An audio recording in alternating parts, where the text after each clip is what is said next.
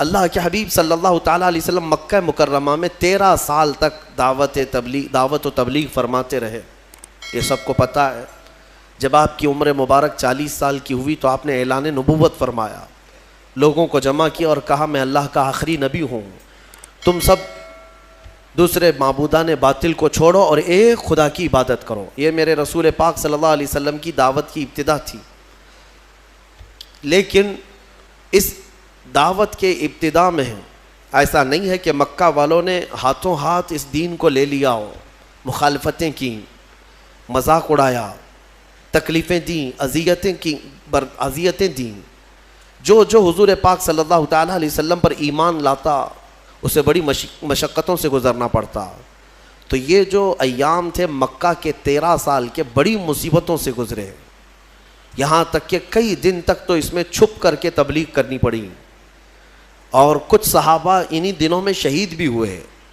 بیچ میں ایک وقت وہ بھی آیا جب رسول کریم صلی اللہ تعالیٰ علیہ وسلم کی عمر مبارک 50 سال کی ہے, نبوت کا یہ 10واں سال ہے اعلان نبوت کا, اور رسول کریم صلی اللہ تعالیٰ علیہ وسلم کا مکمل سوشل بائیکاٹ کر دیا ان لوگوں نے, مکہ والوں نے, سماجی بائیکاٹ, ایسے کہ کوئی حضور سے اور ان کے خاندان سے نہ مل سکتا ہے, نہ سلام کرے گا, نہ کلام, نہ مصافحہ, نہ لین دین, کچھ بھی نہیں کر سکتا.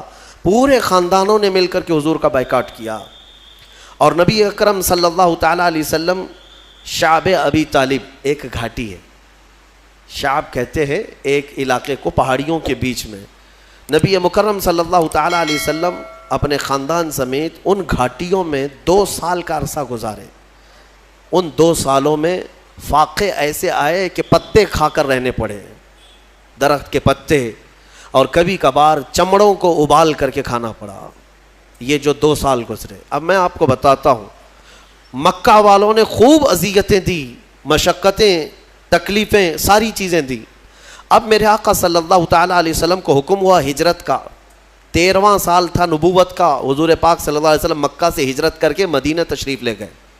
توجہ چاہتا ہوں آپ کو, یہ جنگوں کے متعلق جو بہت سارے پروپیگنڈے پھیلائے رہتے ہیں کہ اسلام صرف جنگوں سے پھیلا ہے, ان کے ہاں جہاد ہی جہاد ہے. کیوں کیا ہے جنگ اور کیوں ہوئی ہے جنگیں, جہاد ہوئے کیوں ہیں, میں آپ کو بتاتا ہوں. حضور پاک صلی اللہ تعالیٰ علیہ وسلم مکہ چھوڑ کر کے گئے, 13 سال ان کی مصیبتیں برداشت بھی کیا, غلام صحابہ حضور کے مار بھی کھائے, پیٹے گئے, کئی شہید بھی ہوئے.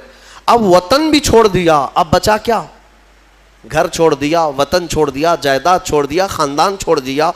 اور جو حضور کے چاہنے والے صحابہ تھے انہوں نے بھی مکہ چھوڑ دیا, مدینے چلے گئے. اب مدینے کیوں گئے تھے کہ سکون سے رہ سکیں. 450 کلومیٹر دور جا چکے میرے آقا صلی اللہ علیہ وسلم مکہ والوں سے. لیکن مکہ والوں کی شرارت تو دیکھیں, یہ جتنے کفار و مشرکین ہیں ان کو پیدائشی کیڑے ہوتے ہیں, ایمان والوں کو ستانا ان کے خمیر میں ہوتا ہے. یہ ایسا نہیں ہے کہ ان کو چھیڑو تو یہ ہمیں پریشان کرتے ہیں, بلکہ نہ چاہتے ہوئے بھی یہ چاہتے ہیں کہ ایمان والوں کو چھیڑ خانی کرتے رہیں, کسی طرح سے ان کو تکلیف دیتے رہیں. پہلے سے یہ چیز ان کی خمیر میں رہی ہے. مکہ کے مشرکین کے پاس اب بیس کیا تھا حضور سے لڑنے کا, کوئی چیز تھی؟ حضور تو وطن بھی چھوڑ دیے, اپنا گھر چھوڑ دیا, صحابہ بھی چلے گئے. اب مدینے جب میرے آقا صلی اللہ تعالیٰ علیہ وسلم گئے تو وہاں میرے آقا صلی اللہ تعالیٰ علیہ وسلم نے ایک نئی زندگی کی شروعات فرمائی. صحابہ کو لے کر ایک نئی سلطنت کا اسٹیبلشمنٹ ہوا. لیکن ایسے نہیں ہے کہ باضابطہ طور پر کوئی بادشاہت ہو, نہیں, بلکہ مسجد بنائی گئی, باضابطہ اسلام کا ایک تبلیغی دور کا نیا آغاز ہوا. اب ان ظالموں نے وہاں پر بھی سکون سے رہنے نہیں دیا. مکہ کے کفار کیا کرتے, ایک ایک جتھا بنا کر کے آتے تھے, ٹولے لے کر کے, اور جب صحابہ کرام مدینے کے کھجوروں کے باغیچے میں کام کر رہے ہوتے تو جا کر کے ان کو مار دیتے یا ان کے درخت جلا دیتے اور پھر بھاگ جاتے تھے مکہ. یہ شب خون مارنا اس کو کہتے ہیں. کہاں جا کر کے کر رہے تھے؟ مدینے جا کر کر رہے تھے. اب مجھے بتاؤ کیڑے کس کے پاس ہیں؟ بہت میں سوچ سمجھ کر کے بات کر رہا ہوں, توجہ چاہتا ہوں. ہمیشہ سے مشرکین کی فطرت یہ ہوتی ہے کہ ایمان والوں کو چین و سکون سے رہنے نہ دیا جائے. پھر سارا الزام ان کے اوپر ڈالا جائے بعد میں کہ مسلمان چھیڑتے ہیں، مومنین چھیڑتے ہیں، بلکہ ہر جگہ کی تاریخ میں آپ دیکھیں ابتدا چھیڑ خانی کی شیطان ہی کرتا ہے اور شیطان کی یہ جماعت ہی کرتی ہے۔ صحابہ اکرام کو بار بار چھیڑنا، اب مجھے بتاؤ جو لوگ سب اپنا وطن چھوڑ کر آئے، گھر بار چھوڑ کر آئے، ایک نئے وطن میں رہ رہے ہیں، تب بھی تم انہیں سکون سے نہیں رہنا دینا چاہتے ہو، اب ان کے پاس آپشن کیا ہے بتاؤ؟ ان کے پاس آپشن کیا ہے؟ اب وہ صحابہ اپنے جان مال اور اپنے مدینے کی حفاظت کے لیے لڑیں گے نہیں تو کیا اب بھی پتھر کھاتے بیٹھے رہیں گے؟ صحابہ اکرام رضوان اللہ تعالی علیہم اجمعین کو مدینے جانے کے بعد حکم ہوا وَأَنذِرْ عَشِيرَتَكَ الْأَقْرَبِينَ، اللہ تبارک و تعالیٰ نے اب یہاں پر حکم فرمایا، اے رسول پاک صلی اللہ تعالیٰ علیہ وسلم آپ اپنے اقربا کو خوف دلائیں، ڈر سنائیں، اور اس کے بعد انہی آیتوں میں اللہ تعالیٰ نے فرمایا کہ اب تم پر جہاد فرض ہو گیا۔ جہاد کیا ہے؟ اب تم دور آ چکے ہو، تمہارا اپنا وطن ہے، تمہارا اپنا ایک نظام ہے، اس کی حفاظت کے لیے اگر کوئی مدینے پر آئے گا تو تمہیں مدینے کی حفاظت کے لیے کمر بستہ ہونا ہوگا۔ رسول پاک صلی اللہ تعالیٰ علیہ وسلم کے ساتھ اب کوئی چھیڑ خانی کرتا ہے تو اب صحابہ پر فرض تھا کہ وہ اٹھیں اور حضور کی عزت کی پہرے داری کریں۔ یہ ہے جہاد، یہ ہے 13 سال جو میرے آقا نے مشقتیں برداشت کی، کبھی جنگ کیا ان کے ساتھ؟ کبھی تلوار اٹھائی ان کے خلاف؟ نہیں اٹھائی۔ مدینے جانے کے بعد بھی جب سکون سے رہنے نہیں دینا چاہتے ہو تب پھر جو ہے جہاد کا حکم ہوا۔ اب میں آپ کو بتاتا ہوں یہ جنگ بدر کیوں ہوئی۔ مکہ میں ان صحابہ کا سارا مال جو چھوٹ گیا تھا، جائیدادیں وہاں رہ گئی تھیں، یہ سب مال جائیداد لے کر ابو سفیان ملک شام بیچنے جا رہا تھا، قافلہ تجارت کا لے کر، اس میں مکہ والوں کا بھی مال تھا، صحابہ کا بھی تھا۔ نبی پاک صلی اللہ تعالیٰ علیہ وسلم کے پاس قاصد نے آ کر خبر دی کہ ابو سفیان ملک شام جا رہا ہے۔ ملک شام جانے کا جو راستہ تھا وہ مدینے کے قریب سے ہو کر گزرتا تھا۔ حضور پاک صلی اللہ تعالیٰ علیہ وسلم اپنے صحابہ سے فرماتے چلو اس کا راستہ روکو اور جس کا جو مال ہے وہ لے لو۔ جب صحابہ نکلے، جنگ کی غرض سے نہیں نکلے تھے، لیکن ابو سفیان کو یہ پہلے ہی سے خبر ہو گئی کہ محمد صلی اللہ علیہ وسلم اپنے 300 سے زیادہ ساتھیوں کو لے کر بیچ راستے میں آئے ہیں، تو ابو سفیان نے کیا کیا، راستہ بدل کر دوسرے راستے سے ملک شام پہنچ گیا، تجارت بھی کیا، خوب نفع بھی کمایا، مال بیچ دیا۔ اب واپسی کا جب وقت تھا تو حضور پاک صلی اللہ علیہ وسلم پھر انتظار میں تھے کہ یہ واپس تو جائے گا، جب واپس جائے گا تب پھر ہم اس کو روکیں گے۔ ابو سفیان کو پتا تھا، خبر تھی کہ رسول کریم صلی اللہ علیہ وسلم اپنے ساتھیوں کے ساتھ اب بھی کھڑے ہیں، تو اس نے مکہ والوں کو پیغام بھیج دیا کہ اے مکہ والوں اپنا مال بچا لو، محمد اور ان کے ساتھی تمہارا پورا مال ختم کر دیں گے، یہ قافلہ ختم ہو جائے گا۔ تو مکہ میں کھلبلی مچ گئی کہ ہمارا مال تجارت سب محمد صلی اللہ تعالیٰ علیہ وسلم اور ان کے ساتھی سب لے لیں گے۔ یہ پوری افواہ پھیلی تو سارے مکہ والے جمع ہوئے، لیکن ہوا کیا، ابو سفیان بڑی چالاکی سے واپسی میں بھی ایک اور راستہ بدل کر کے مکہ کے قریب پہنچ گیا، صحیح سلامت قافلے کو لے کر کے بھی گیا، صحیح سلامت قافلے کو واپس لے کر بھی آیا۔ مکہ جب تجارت کا مال پہنچ گیا تو سب خوش ہو گئے کہ ہمارا مال نفع کے ساتھ واپس آیا ہے، لیکن بات ہو گئی، ختم ہو گئی۔ ابو جہل وہاں پر سارے مکہ والوں کو جمع کرتا ہے اور کہتا ہے ہم جو جمع ہوئے ہیں اب جائیں گے اور محمد سے مقابلہ کریں گے صلی اللہ علیہ وسلم، اور ان کے ساتھیوں کو مزہ چکھائیں گے کہ انہوں نے ہمت کیسے کی مکہ کے قافلے کو روکنے کی۔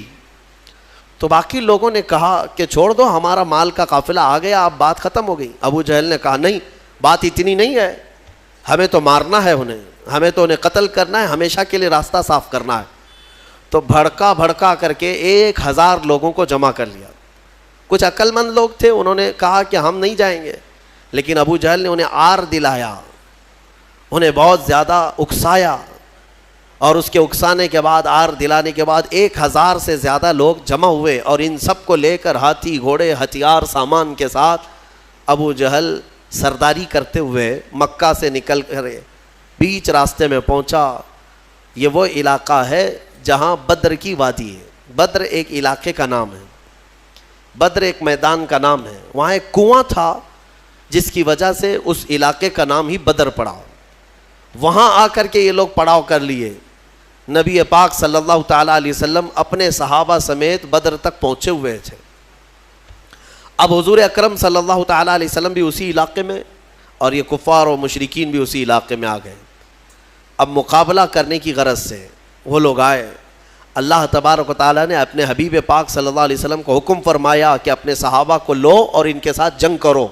اب جب مولا فرما دے جنگ کرنے کے لیے تو پھر پیچھے ہٹنے کا سوال ہی نہیں ہوتا، پھر کوئی وجہ ہی نہیں ہے.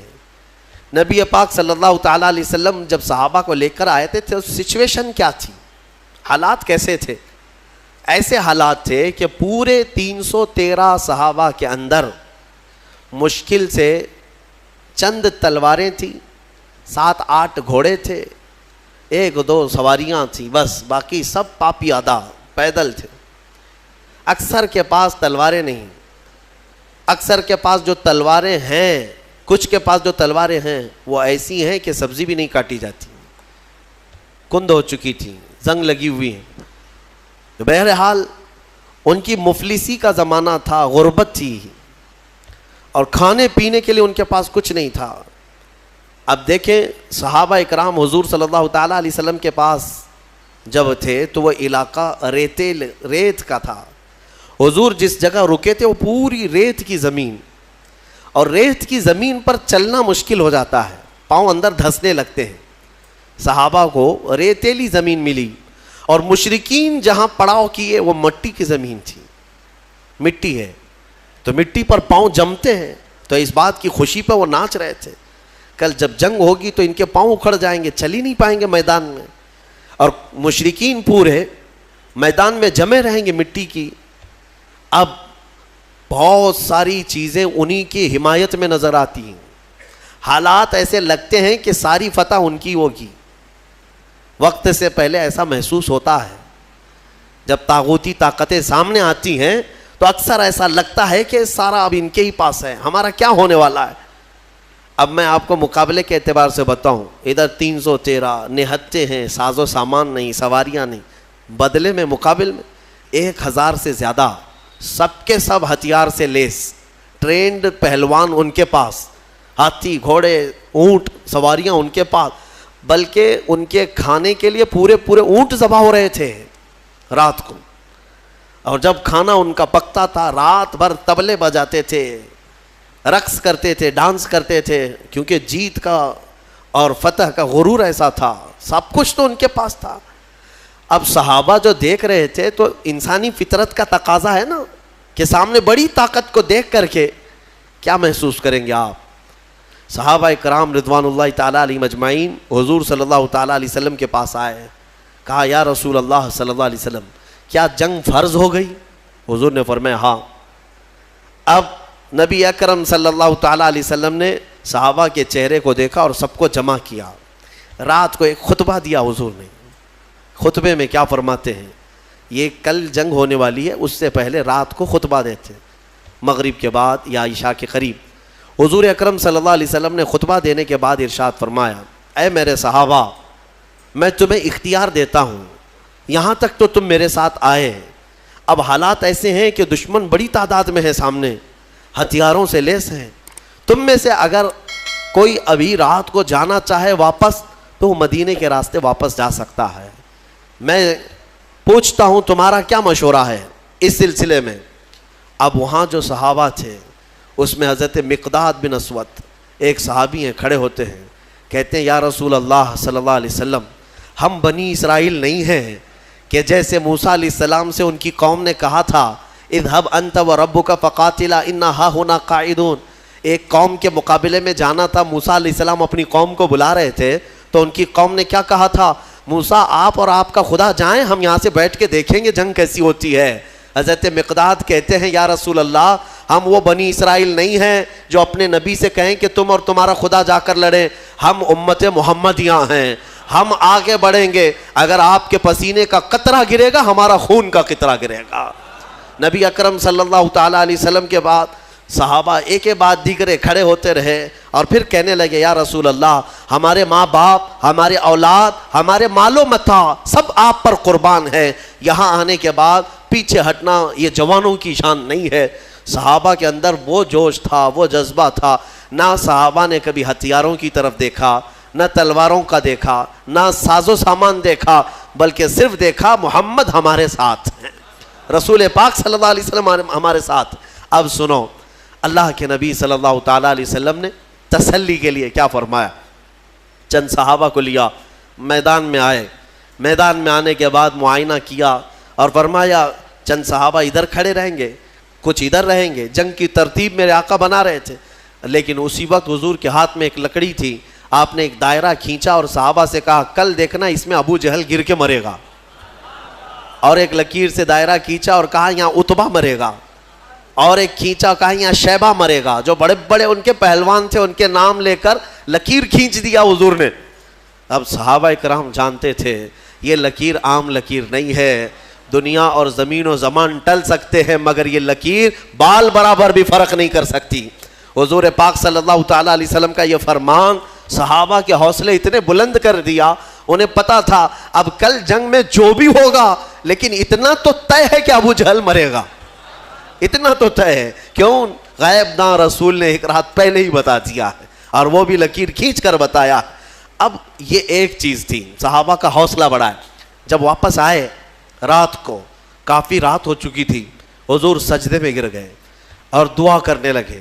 دعا میں جو مناجات اپنے رب سے کر رہے تھے وہ الفاظ کیا تھے؟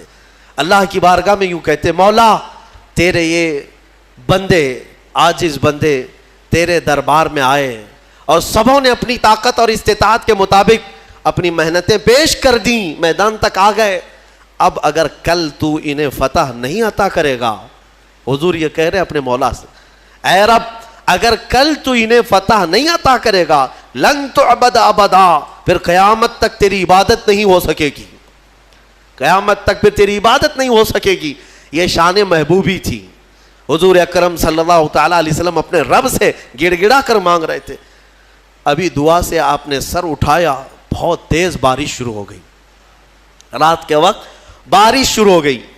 بارش ہونے کے بعد حضور نے اکرم صلی اللہ علیہ وسلم کے لبوں پہ مسکراہٹ آئی اور صحابہ سے کہا اللہ کی پہلی مدد آ چکی، اللہ کی پہلی مدد آ چکی۔ صحابہ نے محسوس کیا، کیوں جانتے ہیں؟ اس بارش کا اثر یہ ہے کہ جو ان کی ریتیلی زمین تھی صحابہ کی وہ مضبوط ہو گئی، اور ان کفار کی مٹی والی زمین کیچڑ سے پھسلنے لگ گئی۔ اب ان کے گھوڑے پھسلتے تھے، ان کے پیر پھسلتے تھے۔ اب یہاں صحابہ، ریت میں اگر پانی جم گیا تو ریت مضبوط ہو جاتی، اور یہ ایسی مضبوط ہو گئی کہ اس پر دوڑیں بھاگیں کچھ بھی کریں کچھ فرق نہیں پڑتا، اور ادھر کیچڑ اتنا تھا کہ وہ پیر رکھے تو پھسل کر گر جائیں۔ تو حضور اکرم صلی اللہ علیہ وسلم نے فرمایا رات کے وقت اللہ کی پہلی مدد آ گئی۔ دوسرا دن آیا، یہ 17واں رمضان المبارک ہے۔ رسول کریم صلی اللہ تعالیٰ علیہ وسلم نے صبح کے وقت صحابہ کی صفوں کو ترتیب دینا شروع فرمایا۔ اس میں 313 صحابہ اکرام تھے، وہ بڑے خوش نصیب صحابہ ہیں، اور بلکہ وہ بڑے عظیم المرتبت صحابہ ہیں جو رسول کریم صلی اللہ تعالیٰ علیہ وسلم کے ساتھ سب سے پہلی جنگ میں آئے اور اسلام کا پرچم لہرانا تھا۔ یہ وہ تاریخ ہے جہاں سے شوکت اسلام دوبالا ہو گئی۔ آج سے اسلام کی عزت میں جو روشنی آئی ہے یہ ایک الگ تاریخ ہے، ایک الگ تاریخ۔ اس لیے 17 رمضان المبارک یہ عام تاریخ نہیں ہے، ہاں یہ تاریخ اسلام کی شان و شوکت کو بلند کرنے والی تاریخ ہے۔ صبح صفیں ترتیب دی گئیں، جب صفیں لگیں تو میرے عزیزو حضور پاک صلی اللہ تعالیٰ علیہ وسلم سامنے کھڑے ہیں۔ ان صفوں میں صحابہ میں ہیں، بچے بھی آئے ہیں، جوان بھی آئے ہیں، بوڑھے بھی آئے ہیں۔ حالانکہ بچوں پر جہاد فرض نہیں ہے، لیکن کچھ صحابہ جو ضد کر کے حضور پاک صلی اللہ تعالیٰ علیہ وسلم کے ساتھ جہاد میں شریک ہوئے تھے، حضرت معاذ اور معوذ رضی اللہ تعالیٰ عنہما، جن کی عمر 13 اور 15 سال کے بیچ کی تھی، یہ بھی صفوں میں کھڑے ہو گئے حضور پاک کے سامنے۔ حضور نے انہیں اجازت دی، ان کے شوق کی وجہ سے، ان کے رونے کی وجہ سے۔ اب جنگ جب شروع ہوئی تو سب سے پہلے حضرت ہوتا کیا تھا، مقابلے میں ایک ادھر سے آتا ایک ادھر سے آتا، یا 2 ادھر سے آئیں تو 2 ادھر سے، 3 ادھر سے آئیں تو 3 ادھر سے، شروعات تو کفار مکہ نے اس طرف سے بڑے ان کے جو پہلوان تھے ان کو بھیجا. اس میں عتبہ تھا, شیبہ تھا اور ایک بڑا کافر پہلوان. تو حضور پاک صلی اللہ تعالیٰ علیہ وسلم نے اپنی جماعت میں سب سے پہلے جنہیں اتارا وہ مولا کائنات حیدر کرار تھے. علی مرتضیٰ کو سب سے پہلے میدان میں اتارا. ان کے بعد دوسرے نمبر پر امیر حمزہ رضی اللہ تعالیٰ, تیسرے پر حضرت ابو عبیدہ بن جراح. یہ تینوں اپنے زمانے کے ایسے قوی اور مضبوط لوگ تھے کہ ان کے مقابل میں جلدی کوئی آتا نہیں تھا. لیکن ان تینوں میں سب سے کم عمر حضرت علی کی تھی. حضرت علی کرم اللہ وجہ الکریم کی عمر اس وقت بڑی کم تھی, یعنی تقریباً آپ کی عمر 24 سال کے آس پاس, 24 سے 25 سال جوانی تھی. حضرت علی رضی اللہ تعالیٰ عنہ بھی آئے, حضرت امیر حمزہ, حضرت ابو عبیدہ بن جراح ادھر سے جو مقابل میں آئے. تو سب سے پہلے جب مقابلہ ہوا تو حضرت امیر حمزہ رضی اللہ تعالیٰ عنہ کے مقابل میں جو آیا تھا وہ ایک ہی وار میں ختم ہی ہو گیا. اور حضرت علی کے مقابل میں جو پہلوان آیا اس نے لڑنے سے انکار کیا, کہا کہ میں بچوں سے نہیں لڑوں گا, میرے مقابل کا کوئی بڑا آدمی بھیجا جائے. کیونکہ حضرت علی کی عمر چھوٹی تھی, اس نے کہا کہ میں چھوٹی عمر والوں سے, بچوں سے نہیں لڑوں گا. حضرت علی رضی اللہ تعالیٰ عنہ نے اس وقت فرمایا محمد صلی اللہ تعالیٰ علیہ وسلم کے غلاموں کے بچوں سے پہلے نپٹ لے, بڑوں کو بعد میں بھیجا جائے گا. اور وہ کیا نپٹتے, کیا مولا کائنات حیدر کرار کبھی وہ ان کے سامنے کوئی مقابل میں آ سکا؟ یہاں تک کہ خیبر کے جنگ کے موقع پر فرمایا گیا حضرت علی کے سامنے جب مرحب ایسا پہلوان آیا تھا جو 1000 آدمیوں سے تنہا لڑتا تھا, وہ حضرت علی کے سامنے آیا تھا. وہ بھی لوہے کی ٹوپی, اس کی سب سے مشہور ٹوپی تھی لوہے کی, پہن کے رہتا لوہے کا زرہ, اور حضرت علی اس کے مقابل میں آئے. اس وقت حضرت علی کی حالت تو یہ تھی کہ آنکھیں لال ہو گئی تھیں, آشوب چشم کی بیماری تھی اور بخار تھا, بخار بھی ہے اور آنکھیں لال تھیں وہ خیبر کے موقع پر. تب حضرت علی نے مرحب کے ساتھ جو مقابلہ کیا وہ ذوالفقار حیدری, جو تلوار ہے آپ کی, اٹھا کر جو مرحب کے سر پر مارا تھا تو وہ لوہے کی ٹوپی تک 2 ٹکڑوں میں تبدیل ہو چکی تھی. وہ وار کیا تھا, حضرت علی رضی اللہ تعالیٰ عنہ کے وار سے کوئی بچ پائے گا؟ یہاں بدر کے میدان میں بھی جو آیا وہ تھوڑی ہی دیر میں مقابلہ کرتے کرتے حضرت علی کے ایک وار میں اس کی گردن ہوا میں اڑی اور نیچے آئی. یہ وہ منظر تھا جب پیچھے جو صحابہ تھے انہوں نے دیکھا تو بلند آواز سے نعرہ تکبیر بلند کیا تھا اور پورا میدان گونج اٹھا تکبیر کی آواز سے.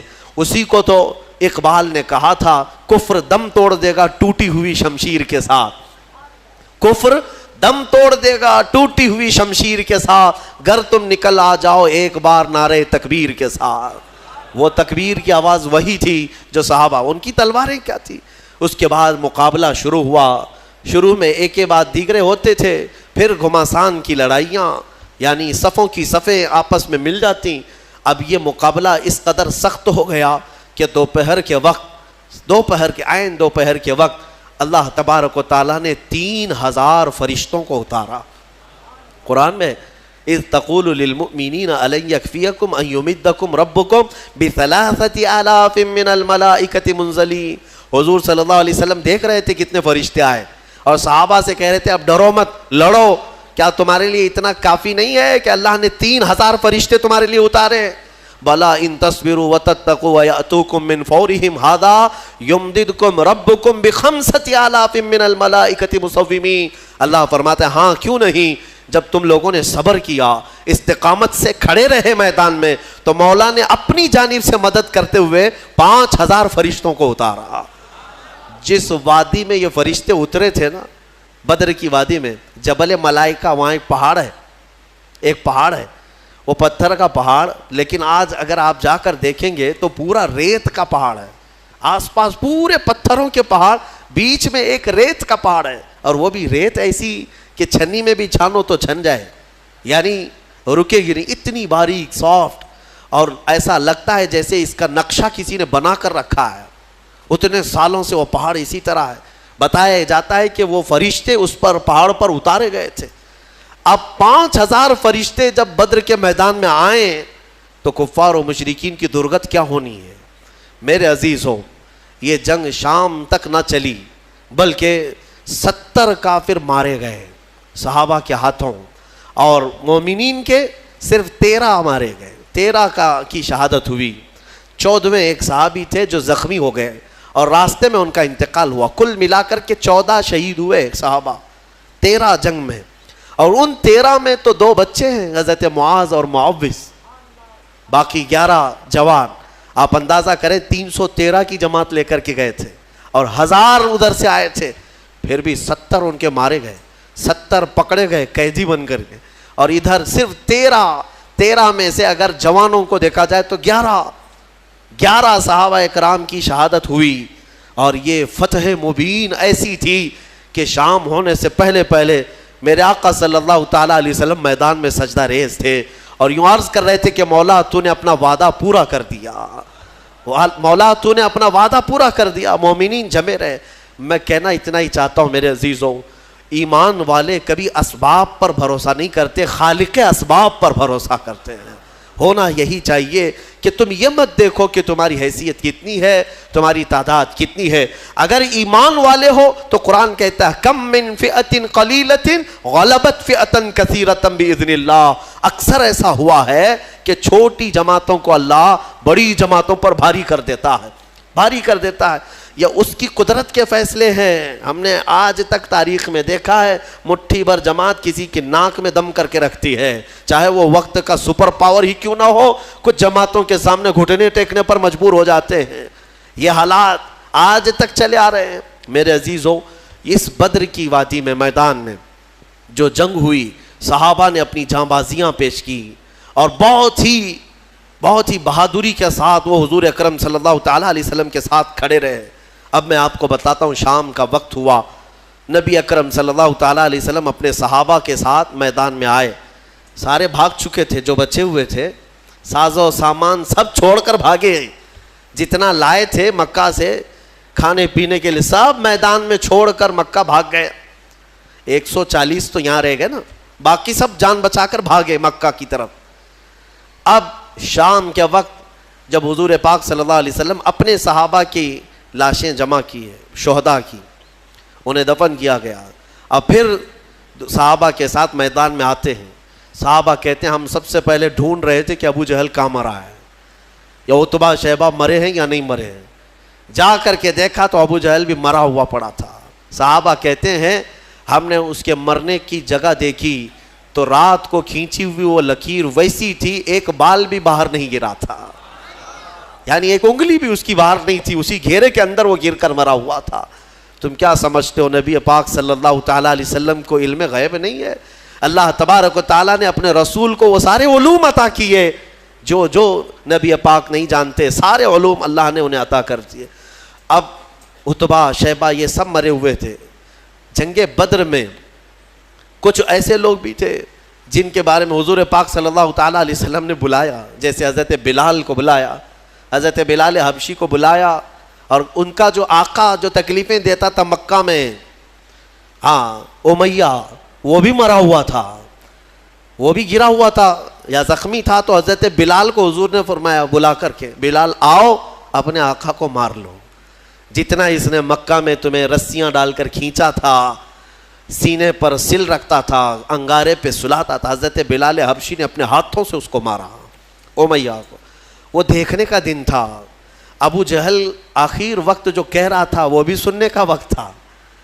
ہوا یہ کہ یہ 2 چھوٹے بچے حضرت معاذ اور معوذ، یہ 2 چھوٹے تھے۔ حضرت عبد الرحمن بن عوف یہ کہتے ہیں میں جنگ بدر میں گزر رہا تھا کہ یہ دونوں بچے آئے میرے پاس، کہنے لگے چچا جان ابو جہل کس کا نام ہے؟ یہ جانتے بھی نہیں تھے کیونکہ وہ مکہ کا ہے اور یہ بچے مدینے سے آئے ہیں۔ عبد الرحمن بن عوف کہتے ہیں میں نے پوچھا بیٹا تم کو کیا کرنا ہے اس کا؟ وہ سردار قریش ہے، وہ پہلوان ہے۔ ان دونوں بچوں نے کہا سنا ہے میرے مصطفیٰ کو گالیاں دیتا ہے، سنا ہے ہمارے آقا کی شان میں وہ گستاخیاں کرتا ہے۔ تو حضرت عبد الرحمن بن عوف کہتے ہیں ان بچوں کا جذبہ دیکھ کر کے میں خوش تھا۔ بات چل رہی تھی، اچانک ابو جہل گھوڑے پر سامنے سے گزر ہی رہا تھا۔ حضرت عبد الرحمن بن عوف کہتے ہیں میں نے بچوں سے کہا وہ دیکھو وہ جو جا رہا ہے یہی ہے ابو جہل شیطان قریش۔ یہی ہے جو سارے مکہ میں گستاخیاں کرتا ہے. ابھی حضرت عبد الرحمن کی بات مکمل بھی نہ ہونے پائی تھی کہ یہ دونوں چیل کی طرح جھپٹ پڑے اور دونوں کے ہاتھوں میں تلواریں تھیں. دوڑتے ہوئے گئے, ایک نے گھوڑے کی ٹانگوں پر مارا تو ابو جہل گر گیا نیچے, اور جیسے ہی وہ زمین پر گرا دونوں شہزادے سینے پر چڑھ کر کے بیٹھ گئے. سینے پر چڑھ کر بیٹھے ایسے کہ ایک اس کے ہاتھوں کو جکڑ کر کے سینے پر دبوچ لیا اور دوسرے نے اس کی گردن کو الگ کر دیا. اور جب گردن پر تلوار رکھا, چھوٹے صاحبزادے نے سنا ہے کہ ابو جہل کہہ رہا تھا عربی کے اشعار, وہ شعر شاعری کے لوگ تھے, فی البدی شعر بولتے تھے, مرنے سے پہلے بھی شعر و شاعری کر رہا تھا. کیا کہہ رہا تھا؟ کہتا میں عرب ہوں, میں عرب ہوں. غرور اور گھمنڈ جاتا نہیں, میں عرب ہوں اور میں پہلوان ہوں, مجھے موت سے خوف نہیں, میں موت سے ڈرتا نہیں, میں عرب ہوں اور مکہ کا سردار ہوں. لیکن بات اتنی سی افسوس کی ہے کہ میرے مقابل کا پہلوان مجھے نہیں مار رہا ہے, میرے مقابل کا پہلوان مجھے نہیں مار رہا ہے, چھوٹے لوگوں سے مر رہا ہوں, اتنا افسوس ہے, باقی مرنے کا مجھے خوف نہیں. اب اندازہ کرو, ان کو مرنا بھی ہے تو بڑے پہلوانوں سے, لیکن مولا کی شان ہی الگ ہے. وہ فرعون کو ہلاک کرتا ہے تو پانی سے, نمرود کو ہلاک کرتا ہے تو مچھر سے, ابرہا کو ہلاک کرتا ہے تو چڑیوں سے, ابو جہل کو ہلاک کرے گا تو بچوں سے. یہ اس کی شان ہے. ہاں, بڑے بڑے دشمنوں کو چھوٹی طاقتوں سے ہلاک کرتا ہے. انشاءاللہ العزیز یہ جتنی طاغوتی طاقتیں آج بھی حکومت اور تخت کے نشے میں ناچ رہی ہیں, انتظار کرو اللہ رب العزت کی جب پکڑ آئے گی, ہلکی چوٹیوں سے مولا انہیں ہلا کو برباد کرے گا. ویسے تو یہ آئی گیا ہے وائرس جو نظر بھی نہیں آتا, یہ گردن میں جاتا ہے کہ دماغ میں جاتا ہے, پتہ نہیں کتنے ویریئنٹ لے کر کے آ رہا ہے. ہاں, ہر مہینے نئے نئے گھونگھٹ اوڑھ کر کے آتا ہے یہ کورونا, دیکھ بھی رہے ہیں آپ. ہاں, ہر مہینے نئی نئی دلہن ہے, اس کے نئے نئے جلوے ہیں. فرسٹ ہو گیا, سیکنڈ ہو گیا, تھرڈ ہو گیا, فورتھ ہو گیا, ابھی سیریز آنے باقی ہیں. اس لیے کہ کیڑا بڑا شاطر ہے, بڑا شاطر ہے, نئے نئے لباس پہن کر کے آتا ہے اور نئے نام کے ساتھ آتا ہے. میں کیوں کہہ رہا ہوں؟ اس لیے کہ اگر مولا تبارک و تعالیٰ ہلاک کرنے کے لیے اس ہلکے سے کیڑے کو بھیجا ہے تو بڑی بڑی طاقتیں بھی ان کیڑوں کے ذریعے سے ختم ہو جائیں گی, ہلاک ہو جائیں گی. اور آپ کو پتا ہے قیامت کے قریب یاجوج ماجوج آئیں گے, پتا ہے نا, حدیث پاک ہے. یاجوج ماجوج دو آدمی نہیں ہیں یہ کہ ایک یاجوج, ایک کا نام یاجوج ہے دوسرے کا نام ماجوج ہے. یاجوج ماجوج ایک فوج ہے, ایک فوج ہے. وہ اتنی بڑی فوج ہے کہ انسانوں سے زیادہ تعداد ان کی ہے. ابھی جتنے پوری دنیا میں انسان ہیں ان سے زیادہ تعداد ہے ان کی. یاجوج ماجوج یہ نکلیں گے, یہ کسی جگہ قید ہیں, وہ اللہ بہتر جانتا ہے. قیامت کے قریب یہ باہر آئیں گے اور پوری دنیا میں فساد مچائیں گے, ہر چیز کھا جائیں گے, ہر چیز. تمہاری ساری کھیتیاں کھا جائیں گے, تمہارے سارے غلے اناج, حتیٰ کہ تمہارے جو کھانے پینے کے جو سامان ہیں, پتیلیاں برتن, یہ تک کھا جائیں گے, سب کھا جائیں گے. تو یہ جب چل رہے ہوں گے پوری دنیا کو, ان کو مارے گا کون, ان کو ختم کون کرے گا؟ اتنی بڑی فوج ہے, انسان کیا مقابلہ کر پائیں گے ان کا؟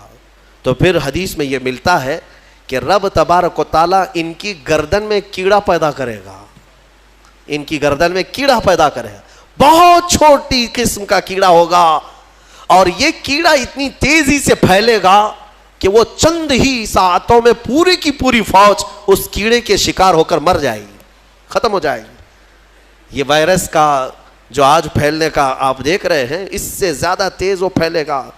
اور میں یہاں پر یہ کہنا چاہتا ہوں, اتنی بڑی فوج کو اگر ایک ہلکے کیڑے سے مولا تعالیٰ ختم فرمائے گا تو اس کی پکڑ کو سمجھو. آخر بات میں یہ کہنا چاہوں گا, ایک سوال آتا ہے کہ اگر اللہ تبارک و تعالیٰ اصحاب بدر کی مدد فرما رہا ہے فرشتوں کے ذریعے, اس کے ایک فرشتے کی طاقت اتنی ہے کہ اگر وہ اتر کر صرف آواز لگا دے تو پوری شعیب علیہ السلام کی قوم ہلاک ہو گئی.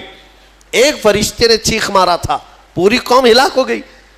تو یہاں 5000 فرشتے کیوں اتارے؟ 5000 فرشتے, ایک فرشتہ بھی اتارتے تو یہ سارے مشرکین کے لیے وہ کافی تھا. فرشتوں کی طاقت کا اندازہ کیا ہے آپ کو؟ یہاں پر مفسرین فرماتے ہیں اللہ تبارک و تعالیٰ چاہتا ایک ہی فرشتے سے سب کو ہلاک کرتا, لیکن 3000 یا 5000 یہ جو اتارے ہیں یہ رسول پاک صلی اللہ علیہ وسلم اور صحابہ کی عظمت شان کے لیے اتارے. ہاں عظمت شان کے لیے اتارے.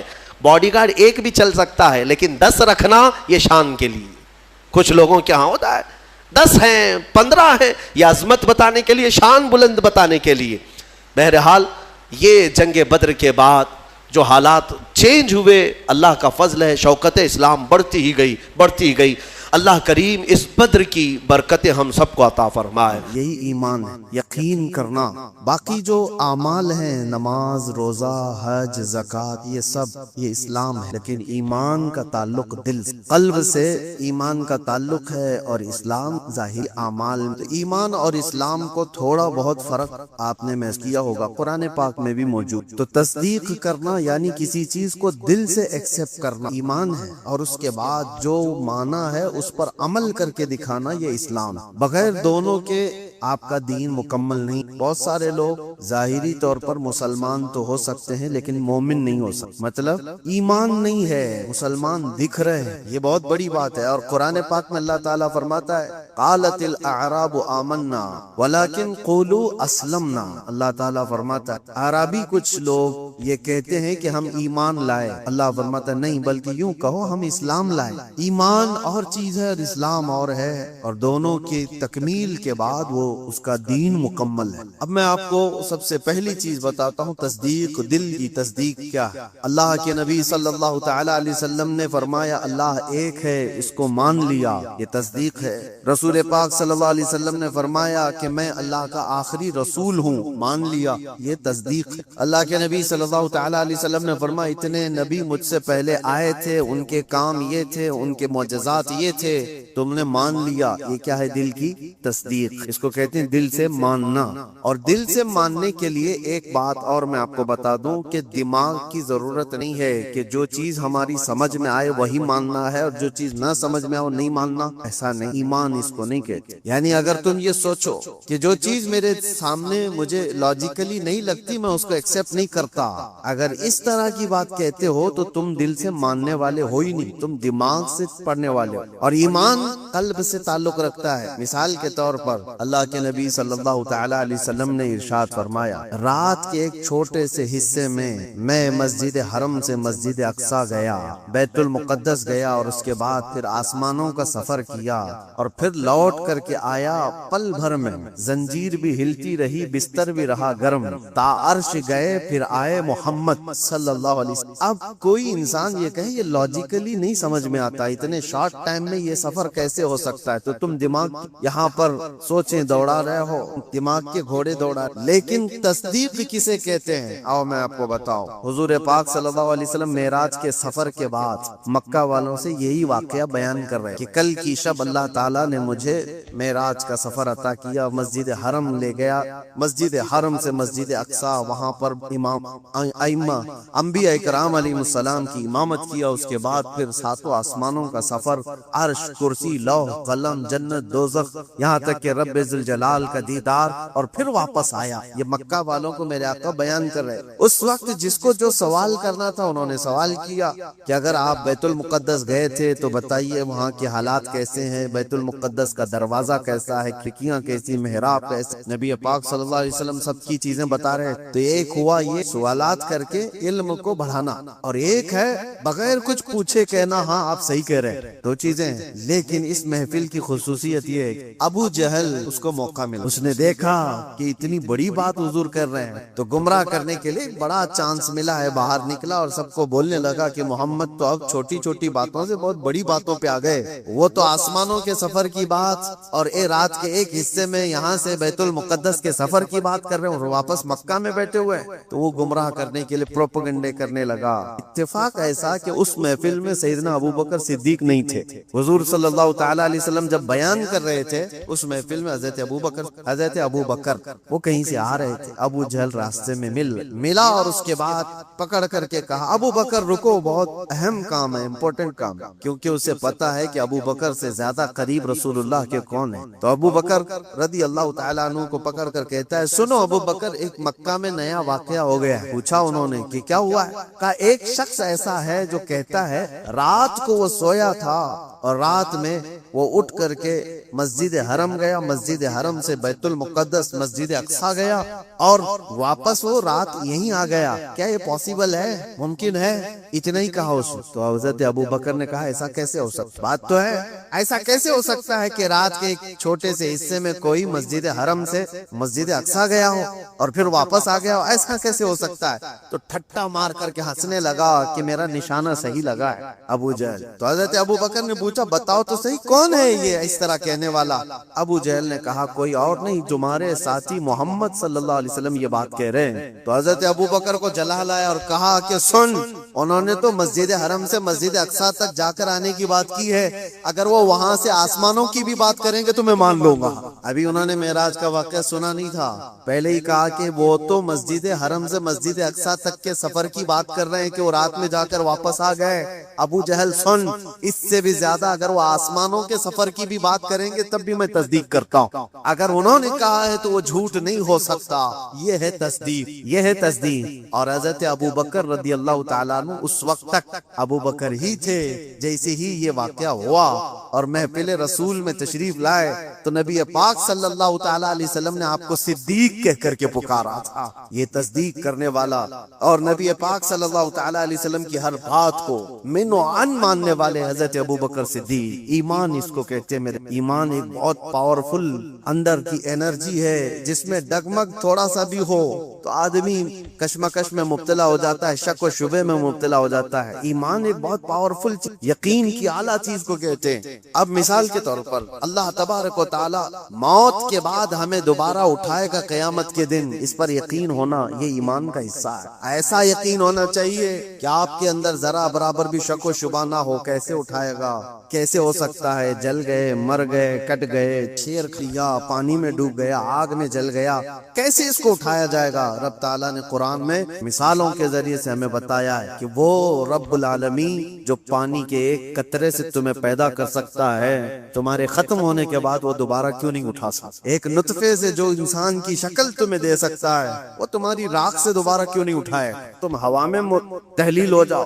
تو یقین ایک اعلیٰ چیز ہے. حضرت ابو بکر صدیق رضی اللہ تعالیٰ عنہ کی ذات سے ہمیں یہ چیز ملتی ہے، یقین ہو تو ایسا ہو. اور دوسری ایک اور مثال میں آپ کو دیتا ہوں. بڑے بڑے لوگ جہاں پر کشمکش میں آ جاتے ہیں کہ کیا کرنا چاہیے کیا نہیں ہونا چاہیے، حضرت ابو بکر صدیق رضی اللہ تعالیٰ عنہ کا ایمان تو دیکھیں. حضور پاک صلی اللہ تعالیٰ علیہ وسلم کی وفات کے بعد حضرت ابو بکر نے ایسا محاذ چھیڑ دیا تھا کہ ایک طرف اسامہ بن زید جو 19 سال کے جوان تھے، رسول اللہ صلی اللہ علیہ وسلم نے اپنی حیات کے آخری دنوں میں ان کو لشکر دے کر بھیجا تھا.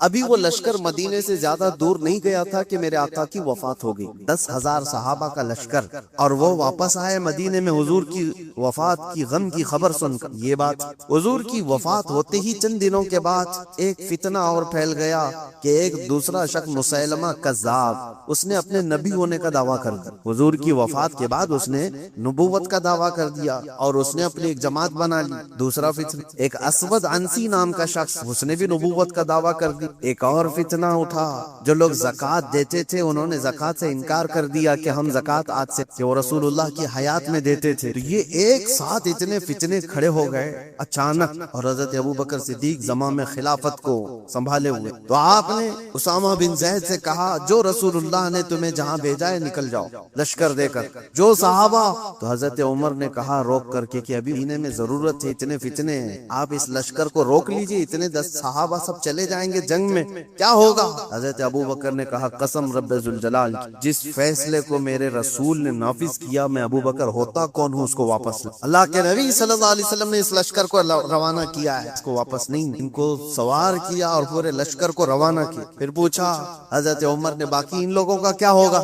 یہ مسیلمہ کذاب ہے، اسود عنسی ہے، یہ منکرین زکوٰۃ ہیں، ان کا کیا ہو؟ حضرت ابو بکر نے کہا مدینے کے جتنے لوگ ہیں سب جمع ہو. چھوٹی سی ایک فوج مسیلمہ کذاب کے خلاف بھی، اسود عنسی کے خلاف بھی بھیجا، اور اس کے بعد پھر زکوٰۃ کے منکرین ان کے پاس بھی تقاضا کرنے. تو حضرت عمر نے کہا ایک ساتھ اتنے سارے محاذات پر کیسے آپ لڑو گے؟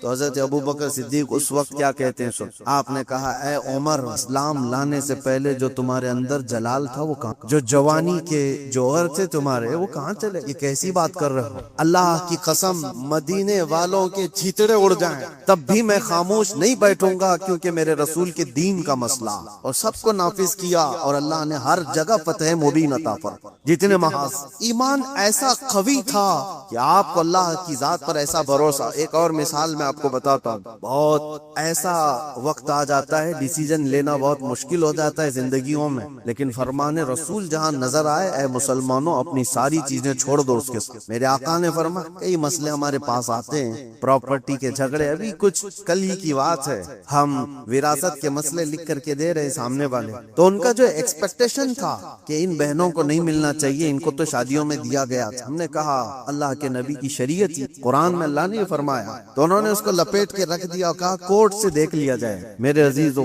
کیا یہ ایمان؟ تمہیں میں رسول اللہ کا فرمان بتا، نبی نے یہ فرمایا ہے، ہونا تو یہ چاہیے کہ اپنی زندگی کی ہر شے فرمان رسول پر چھوڑ دو۔ دولت اور جائیداد کے نام پر اس پر قابض ہونے کے لیے لوگ اپنی شریعت سے بھی دور ہو جاتے، حضور کے فرمان کو پیٹ پیچھے ڈالتے، قرآن کے حکم کو سنا سنا کر کے بھی ہم ان کو بتائیں تب بھی چھوڑ دیا۔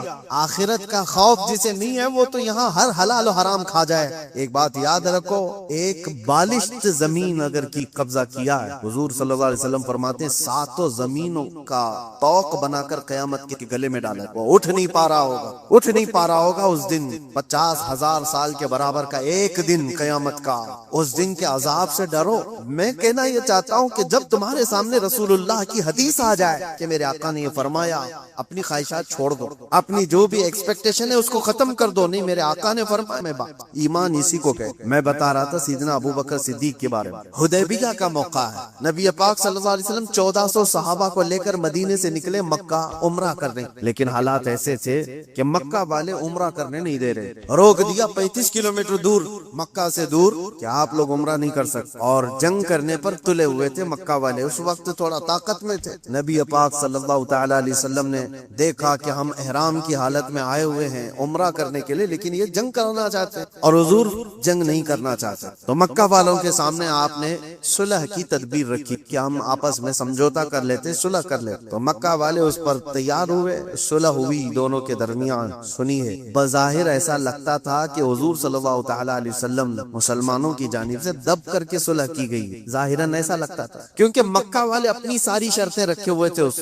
کہ اگر ہمارا کوئی آدمی مدینے چلا گیا بھاگ کر تو آپ کو اسے واپس کرنا پڑے، اور اگر آپ کا کوئی آدمی ہمارے پاس آیا تو ہم واپس نہیں کریں۔ یہ زبردستی کی چیزیں بہت اس طرح کی، ایک میں مثال دے رہا ہوں، انہوں نے سب اپنی حمایت میں ایگریمنٹ کے جو کلاوز ہیں وہ سب لکھوائے اور رسول پاک صلی اللہ تعالی علیہ وسلم کو دستخط کرنے کے لیے کہا۔ آپ کو میں بتا رہا ہوں کہ اس وقت نبی پاک صلی اللہ تعالی علیہ وسلم دستخط کر رہے تھے تو صحابہ کرام کے دلوں میں بات کیا تھی؟ سب یہ دیکھ رہے تھے کہ یہ مکہ والے کیسے ہم کو جھکا رہے ہیں، ہم تو جنگ بھی کر سکتے ہیں، جب ہم 313 تھے تب نہیں ڈرے، آج 1400 کی تعداد ہے، 313 نکلے تھے بدر میں، اور یہ 6 ہجری کے بعد کی بات ہے، جنگ بدر تو 2 ہجری میں ہو گئی تھی، 4 سال کا جنگوں کا انوبھو بھی تھا، تجربہ بھی تھا، صحابہ کہتے نہیں ہم لڑ لیں گے ان سے اور مکہ میں جا کر عمرہ کریں گے، کون روک سکتا ہے، لیکن حضور فرما رہے تھے نہیں، صلح کرنا ہے۔ صحابہ میں یہ بات ہے کہ جنگ کرنا ہے، جنگ کرنا ہے، کوئی بھی حضور کی بارگاہ میں بولنے کی ہمت کیسے کرے؟ اللہ کے نبی تو یہ جو عقد ہے، یہ ایگریمنٹ ہے، اس پر سائن بھی کر رہے ہیں۔ اس کے بعد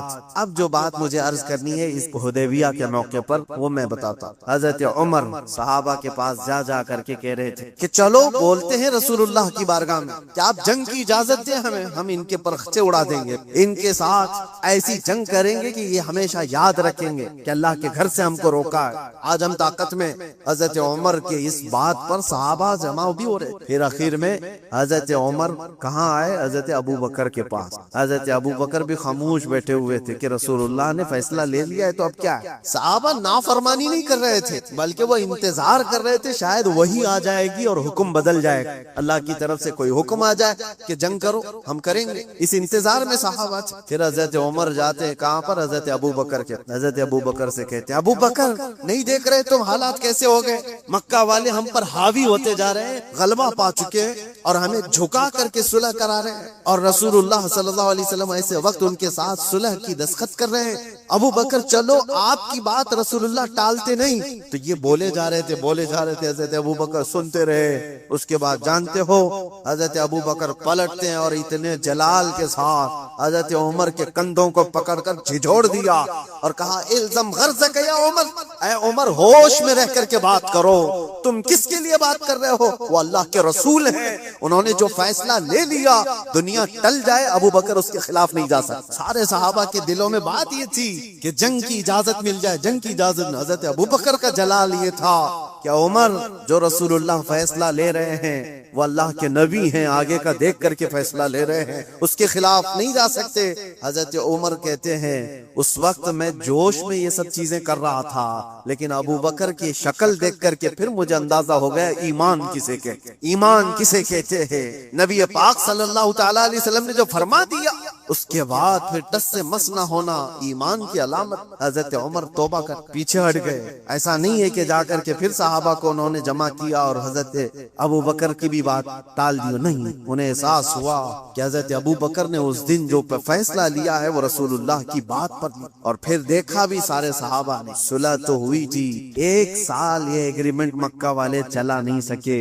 دوسرے سال میرے آقا صلی اللہ تعالی علیہ وسلم 10,000 صحابہ کو لے کر مکہ تشریف لائے تھے، اور بغیر جنگ و جدال اور قتل و قتال کے مکہ فتح ہو چکا تھا، اور اس دن جو مکہ فتح ہوا آج تک اس کی روشنی اور اس کی برکتیں مکہ میں موجود ہیں۔ 1 سال پہلے صلح پر حضور نے جو دستخط کی تھی اس کا اثر آج تک بھی ہے۔ تو حضرت ابو بکر صدیق کا وہ ایمان تھا کہ نبی پاک صلی اللہ تعالی علیہ وسلم کے فرمان کے بعد پھر کوئی چیز نہیں۔ آج کیا ہمارے اندر ایمان کا وہ حصہ ہے؟ کیا ہم ویسی تصدیق کرتے ہیں کہ حضور نے جو فرما دیا وہ حق ہے؟ لوگ آج سائنس سے کمپیئر کر کے دیکھنا چاہتے ہیں، ہاں سائنس آ گیا ہے تو اب ایک نئی چیز یہ بھی چل پڑی ہے نا کہ ہر چیز کو سائنس سے دیکھا جائے۔ سائنس یہ کہہ رہا ہے تو میرے نبی نے 1400 سال پہلے کی، ارے ہمارے نبی کے فرمان کو صحیح کرنے کے لیے سائنس جیسی 1000 چیزیں آئیں، اس کی کوئی حاجت نہیں۔ سائنس کی تھیوریاں ہر نئے سال میں بدلتی رہتی۔ ڈاروین نے پہلے کیا کہا تھا؟ انسان بندروں کی اولاد، بندروں سے یہ ارتقاء یعنی ڈیولپ ہوتے ہوتے پھر انسان بن گئے۔ اس کے بعد اس نظریے کو، اس فارمولے کو رد کر دیا گیا 100 سال بعد۔ اس کے بعد پھر کئی سائنٹسٹ ایسے آئے جنہوں نے ایک تھیوری پیش کی، اس کو بعد میں چل کر کے ختم کر دیا گیا، اس کے خلاف دوسرے سائنسدان کی تھیوری قبول کر لی گئی۔ یہ تو سائنس میں چلتا رہے گا۔ میرے نبی پاک صلی اللہ تعالی علیہ وسلم کے فرمان اگر بظاہر آج سائنس ایکسپٹ نہیں کرتا تو میرا تو یقین ہے کہ کل کو جب یہ اور ترقی کرے گا اسے سمجھ میں آ جائے گی میرے نبی کا فرمان یہ حق تھا۔ ابھی کل ہی کچھ پرسوں کی بات ہے، کچھ نوجوان پڑھے لکھے وہ کہہ رہے تھے کہ زمین ساکن ہے یا حرکت کر رہی ہے، روٹیشن میں ہے۔ سائنس تو یہی کہتا ہے کہ زمین روٹیشن میں ہے، خود اپنے اطراف گھومتی ہے تو 24 گھنٹے ہوتے ہیں، اور سورج کے اطراف پورا چکر لگاتی ہے تو 365 دن ہو جاتے ہیں۔ یہ سائنس کی ایک تھیوری ہے، ارتھ روٹیشن۔ اس نظریے کو ابھی تک تو سائنس لے کر کے چل رہا ہے، اور نوجوانوں نے ہم سے کہا تھا کہ قرآن میں اور حدیث میں کیا ہے اس کے سلسلے۔ اعلیٰ حضرت امام اہل سنت فاضل بریلوی رحمۃ اللہ تعالی علیہ نے اس خلاف میں لکھا ہے، اور کتاب ہے پوری الفوز المبین در رد حرکت زمین۔ زمین حرکت نہیں کر رہی ہے، زمین اپنی جگہ پر ہے، سورج نکلتا ہے اور ڈوبتا ہے۔ قرآن میں اللہ نے فرمایا کہ سورج مشرق سے نکلتا ہے مغرب میں ڈوبتا ہے۔ تو یہ تو بات ہوئی، میں اس کی تحقیق میں آپ سے بات نہیں کر رہا کہ یہ میرا موضوع نہیں ہے کہ سورج کہاں سے نکلتا ہے، کب نکلتا ہے، سال میں کتنی جگہوں سے نکلتا ہے اور کہاں ڈوبتا ہے، اور سائنس اس کو کیا کہتا ہے، اور ارتھ روٹیشن کے بارے میں تفصیلات آپ اس علم کے ماہرین سے معلوم کریں۔ لیکن میں یہ کہتا ہوں نوجوانوں سے، جب تمہارے پاس ایسی 2 چیزیں آئیں، یہ تو ایک مثال کے لیے کہہ رہا ہوں، تم سامنے دیکھ رہے ہو کہ سائنس کی تھیوری یہ ہے، انہوں نے یہ چیز پیش کی ہے، اور ایک طرف فرمان مصطفیٰ نبی کونین صلی اللہ تعالی علیہ وسلم ہے، تو اے نوجوانوں بتاؤ ایمان حضور پاک کی بات کو آنکھ بند کر تسلیم کر لینا، یہ یقین کا نام ایمان، یہ ایمان ہے۔ آپ کو پتا ہے یہ ترقیاں تو بہت بعد میں ہوتی آئی، وہ صحابہ کیسے ایمان لائے؟ قرآن میں ایک آیت ہے، اللہ تعالیٰ فرماتا ہے اذا اخرج یدہ لم یکد یراہ، یہ 18ویں پارے سورہ نور کی آیت ہے، ظلمات بعضها فوق بعض، یعنی ایک علاقہ ایک جگہ ایسی ہے اندھیریوں پہ اندھیریاں، اندھیریوں پہ اندھیریاں، سورج کی ایک کرن بھی وہاں پر نہیں ہوتی، اگر کوئی آدمی ہاتھ بھی نکالے تو ہاتھ بھی نہیں دیکھ سکتا۔ لیکن 18ویں صدی کے بعد ایک ایسا شخص جس نے اوشین کا، سمندر کا سفر کیا، اس نے سمندروں کے بیچ میں ایک جگہ ایسی پائی جہاں پر بہت گھٹا ٹوپ اندھیری، اتنا اندھیرا ہے کہ ہاتھ بھی نہیں دکھتا۔ اس نے اپنے سفر کے بعد آ کر یہ واقعہ بیان کیا، میں نے دنیا میں ایک ایسی جگہ دیکھی جہاں مکمل طور پر اندھیرا ہے، ایسا اندھیرا کہ وہاں کوئی شے کی اجالا بالکل بھی نہیں ہے۔ تو اس کو کسی عالم نے کہا یہ تو قرآن میں اللہ کے نبی صلی اللہ تعالی علیہ وسلم نے جو آیت پڑھی ہے، اللہ کا حکم بیان کیا، یہ موجود ہے۔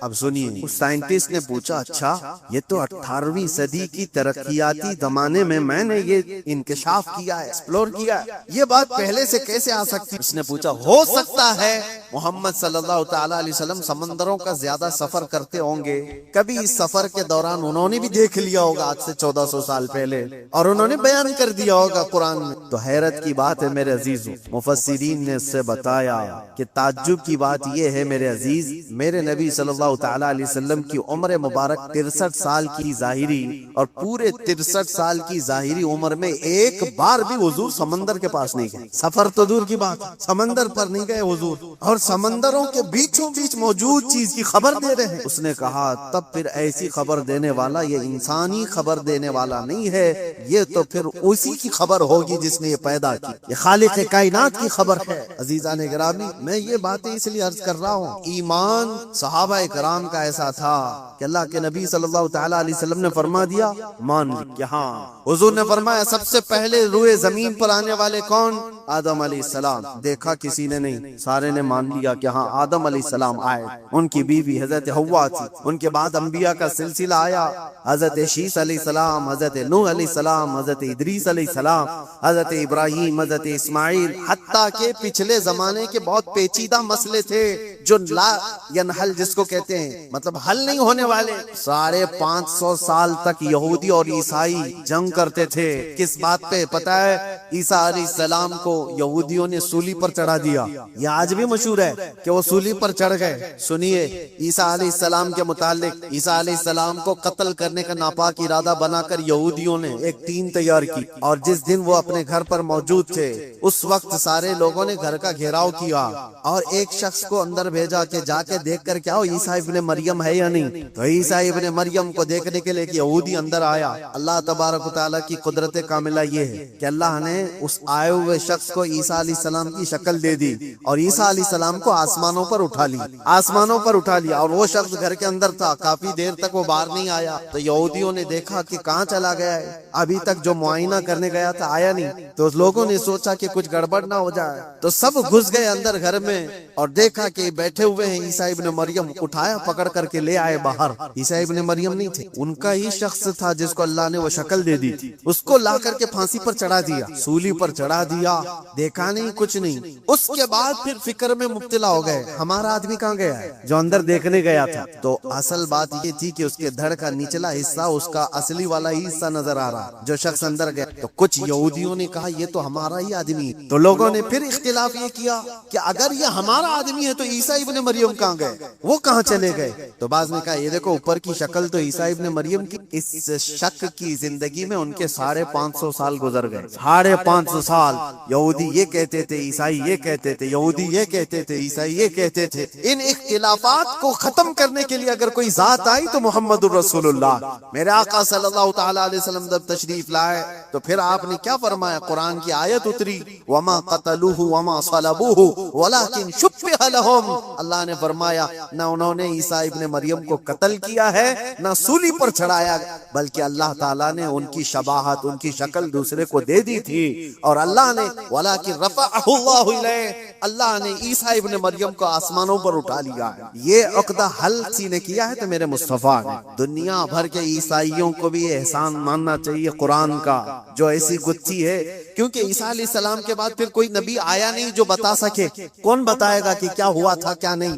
تو حضرت عیسیٰ علیہ السلام کے اس مسئلے کو رسول اللہ نے بیان فرمایا اور سارے صحابہ نے اس پر کبھی چوچرا کیا، سب نے من وان تسلیم کیا. بہت سارے عیسائیت سے ایمان لائے ہوئے بھی، یہودیت سے ایمان لائے ہوئے بھی صحابہ موجود ہیں. سبوں نے میرے آقا کی بات پر، فرمان پر یقین کر لی. آج اس بات کی ضرورت ہے. اب میں تصدیقی کے بعد جو دوسرا سٹیپ آتا ہے اس سے میں کہتا ہوں یہ بھی ضروری نہیں کہ آپ نے مان لیا کہ میرے نبی حق پر ہیں، میرے نبی کا ہر فرمان حق ہے، اللہ کے رسول جو فرما دے وہ 100% ساری چیزیں سچ ہیں.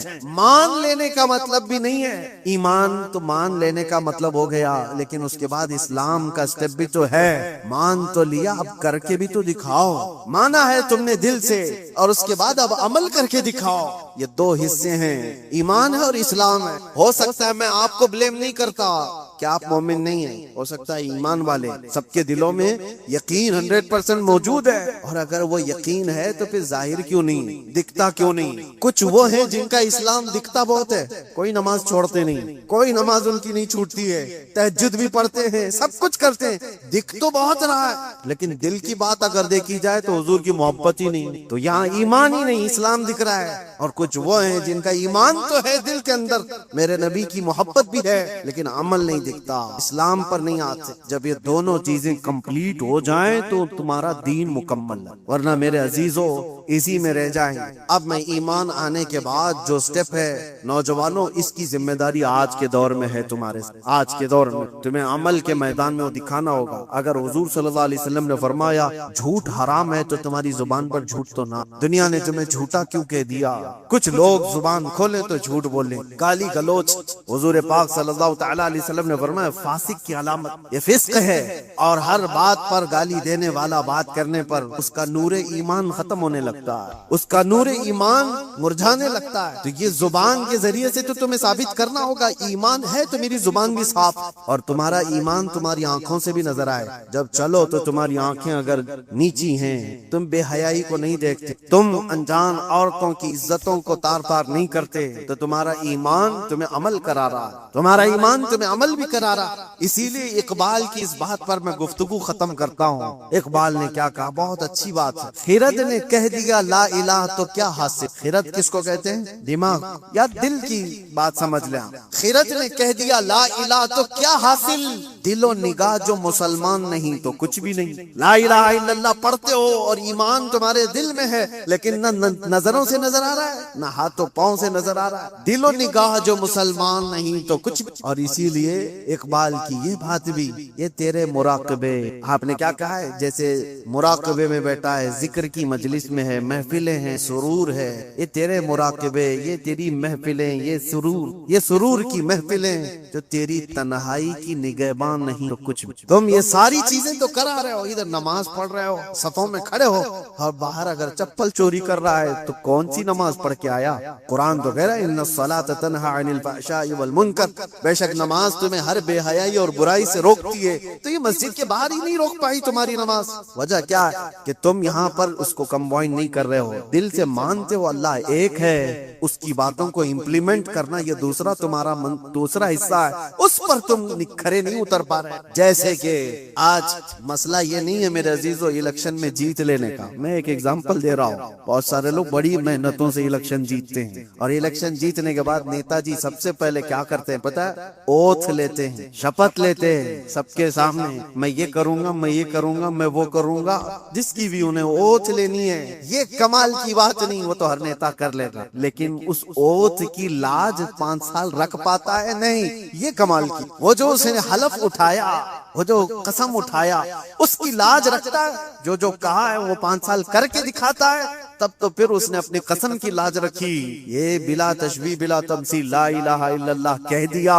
تو تم اس کلمے کی لاج رکھتے ہو اپنی زندگی میں یا نہیں؟ یہ کمال کی بات ہے. کلمہ تو 70,000 بار پڑھے ہوئے لوگ ہیں، لاکھ بار پڑھے ہوئے لوگ ہیں، لیکن صرف پڑھ لینے سے تو تمہاری زندگی بھی وہی ہے جو جھوٹے لوگ اوچھ لے کر کے چلے جاتے ہیں، باقی تو ان کو کوئی مطلب نہیں. میرے عزیزو ایمان والا جو ہے، آپ یہ بھی مت سمجھیں آپ مسلمان مسجد میں ہیں، ابھی سارے سارے مسلمانوں کی شکل دکھ رہی ہے. بازار میں آپ مسلمان نہیں ہیں, دکان میں آپ مسلمان نہیں ہیں, گھر میں آپ مسلمان نہیں ہیں, شادیوں میں آپ مسلمان نہیں ہیں. مسلمان 24 گھنٹے مسلمان, ایمان اس کے ساتھ مسلسل ہے. ایک بات مجھے یاد آتی ہے, ایک پلین میں سفر کے دوران ایک آسٹریلین نوجوان, وہ نیو مسلم تھا یا پرانا جو بھی, لیکن ایمان ہونا چاہیے. ایئر ہوسٹس نے سرو کرتے ہوئے اس کو شراب دی. ظاہر سی بات ہے انٹرنیشنل فلائٹس میں یہ عام سی بات ہے, نارمل سمجھا جاتا ہے. اس نے سرو کیا تو جواب میں اس نوجوان نے انکار یوں نہیں کیا کہ مجھے نہیں چاہیے, بلکہ اس سے یوں کہا آئی ایم اے مسلم. یہ کئی لوگوں کو چپ جاتی. اس نے نہیں کہا میں شراب نہیں پیتا مجھے نہیں چاہیے, اس نے جواب میں کہا آئی ایم اے مسلم. اسے پتا چلنا چاہیے شراب اور مسلم اپوزٹ چیز, مجھے ہی نہیں دوبارہ کسی اور کو بھی نہیں دینا. اس نے کہا, اب اس ایئر ہوسٹس نے تڑ کے کہنا شروع کی کہ یہ کیا بات ہوئی, تم مسلمان ہو, نہیں پینا ہے نہیں پیو, تم یہ کہتے ہو مسلمان ہے. ارے اس میں ہوتا کیا ہے, 8-9 گھنٹے کی فلائٹ ہے, ریلیکس کر سکتا ہے آدمی, دوسرے بھی تو ہیں اس فلائٹ میں بیٹھے ہوئے, وہ تو پی رہے ہیں, تم نے یہ جواب کیوں دیا. اس نے بے تکلفی میں بات کرتے ہوئے ایئر ہوسٹس نے کہا, حالانکہ اس کو آرگیو کرنے کا حق نہیں تھا, ایسی ہی اس نے بات کی. تو سنو میرے عزیزو, اس نوجوان نے کہا ٹھیک ہے تم کہتی ہو یہ مجھے پینا چاہیے, تو تم پہلے پائلٹ کو پلا کر کے آؤ. تو اس نے کہا پیتا ہوگا جب لینڈ ہو جائے گی, جب وہ اپنے اسٹیشن پر ہوگا, ابھی تو وہ ڈیوٹی پہ ہے, آن ڈیوٹی ڈرنک الاؤڈ نہیں ہے. اس نوجوان نے کہا میں مسلمان 24, میں اپنی لائف کے ہر حصے میں میرے مصطفیٰ کریم صلی اللہ علیہ وسلم کا وفادار. یہی بات تو ہے کہ حضرت عبداللہ بن حذافہ ایک صحابی ہیں, ان سے ایک رومی بادشاہ نے کہا تھا ایسا نوجوان مجھے چاہیے, اتنا ٹرین, اتنا یقین والا, اتنا پاورفل. بادشاہ, رومی بادشاہ نے حضرت عبداللہ بن حذافہ سے یہ کہا تو آجا میرے پاس, تجھے میں وزیر بنا لوں گا, اور اگر نہیں تو آدھی سلطنت دے دوں گا, تو آجا میرے پاس, ایسا مجھے ایک نوجوان چاہیے. عبداللہ بن حذافہ نے کیا کہا تو جانتے ہو, کہا بادشاہ سن, تو آدھی سلطنت نہیں, تیری پوری سلطنت, اس کے بعد اور ایک سلطنت, اس کے بعد اور ایک سلطنت پوری مجھے دے دے. پلک جھپکنے کے برابر بھی میں میرے نبی سے بے وفائی نہیں کر سکتا, ان کے فرمان کے خلاف نہیں جا سکتا, دین چھوڑنا تو دور کی بات, ان سے ایک پلک جھپکنے کے برابر بھی بے وفائی نہیں کر سکتا. یہ ہے ایمان. اللہ ہمیں ایسا ایمان عطا فرمائے. وآخر دعوانا ان الحمدللہ رب العالمین. السلام علیکم. دوستو, امید ہے یہ بیان آپ کو بہت زیادہ پسند آیا ہوگا. اگر یہ بیان آپ کو پسند آیا ہو تو ہمارے چینل کو سبسکرائب اور ویڈیو کو لائک کرنا بالکل نہ بھولیں.